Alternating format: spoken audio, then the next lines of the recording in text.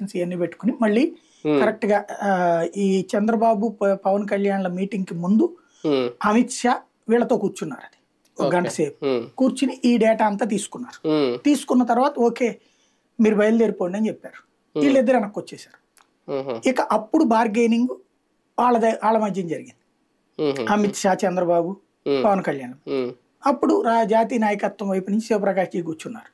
ఇది టోటల్ గా జరిగింది. వీళ్ళు ప్రిపేర్డ్ గా ఉండి కూడా ఇంకా ఇప్పుడు బంతి ఎలకోట్లు ఎందుకు వదిలేరు, టీడీపీ కోట్లు ఎందుకు వదిలింది బీజేపీ? ఏం లేదు, సీట్లు ఏమేంటి అన్నటువంటిది ఇక్కడ తేల్చుకోమన్నారు. అంటే ఈ చంద్రబాబు ఏంటంటే ప్రతిదానికి ఒక లిటిగేషన్ పెడతారు తెలివిగా.